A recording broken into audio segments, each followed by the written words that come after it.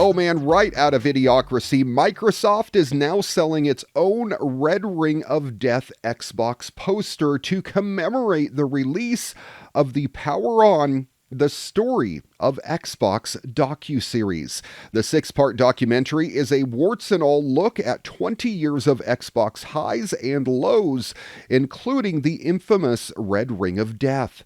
The Xbox 360's Red Ring of Death was represented by 3 out of the 4 LEDs on the Xbox 360 turning red, a problem that affected pretty much everyone who had a 360 console, as failure rates were incredibly high. It indicated a hardware failure, and it meant your Xbox 360 had to be sent in for the console to be repaired. In Chapter 5 of Power On, former Xbox chief Peter Moore reflects on the mistake that cost Microsoft more than $1 billion to fix.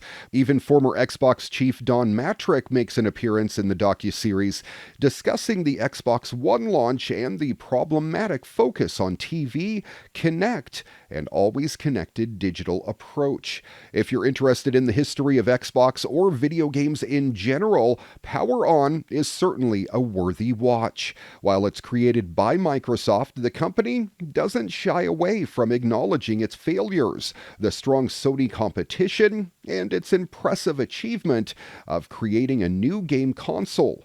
Power On, the Story of Xbox is available on Redbox, YouTube, IMDb TV, I didn't even know that was a thing, the Roku channel, Microsoft Movies and TV, and apparently you can find it elsewhere as well.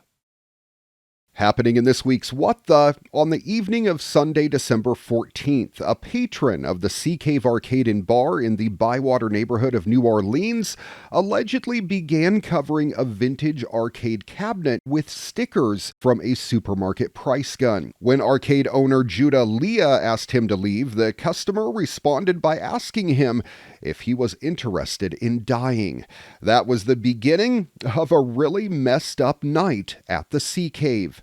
As reported by NOLA.com, the customer, who goes by the name The Wolf, was a relatively new member of the Sea Cave who had already developed a reputation for being rude and making other patrons uncomfortable.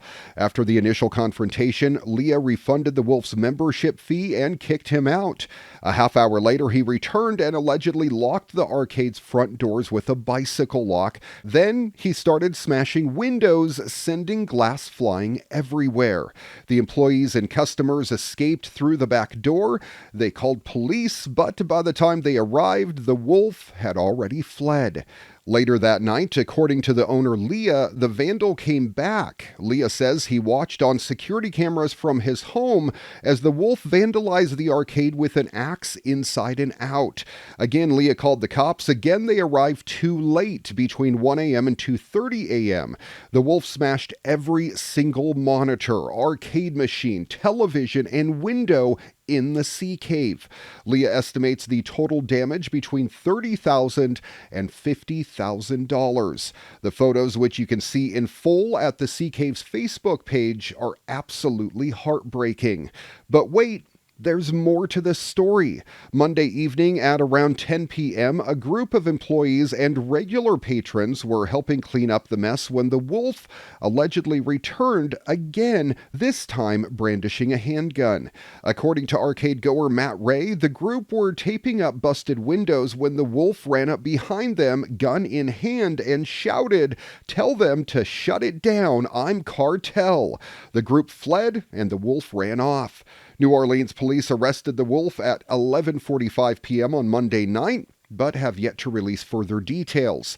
In the meantime, the arcade is relatively safe. Now owner Leah, who launched the Barcade in its original location back in 2016, is looking for help getting the Sea Cave back into gaming shape.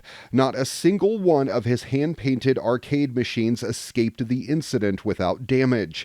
Vintage TVs hooked up to older consoles were smashed. Leah set up a GoFundMe campaign to help take care of damages not covered by his insurance and to keep his employees paid during the downtime. Hopefully, the Sea Cave will be back in business shortly, serving snacks, drinks, and a place to safely enjoy video games, arcade, and otherwise. We need more places for people to play together and fewer people referring to themselves with corny nicknames and acting like maniacs. Thanks for watching your weekly tech update. If you have a story you think we need to feature on the program, get in touch with me. Send me an email at djraymcneil@gmail.com. Find us on Facebook at Your Weekly Tech Update, and check out the podcast, audio and video versions available on iTunes, Google, Spotify, Audio Burst, and elsewhere on the interwebs. Till next time, I'm Ray McNeil. Stay safe and stay healthy, everyone. And now, here's your moment of joy.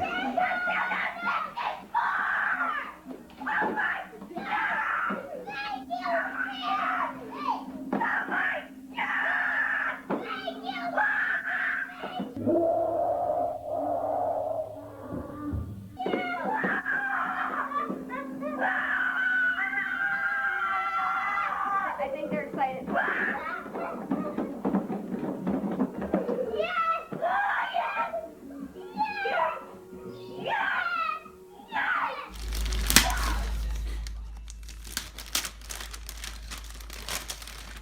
I knew it! I knew it! I knew it! I just knew it! Yes! Yes, it's a Nintendo Switch! Yes, I wanted this! Yes! Yes! Yes!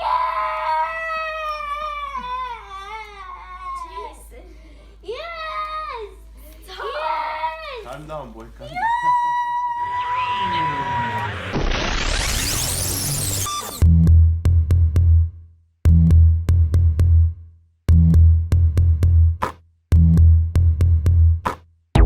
Your weekly tech update brought to you by Holiday Home Care, Phillip Island, Victoria, Australia. It's your turn to relax.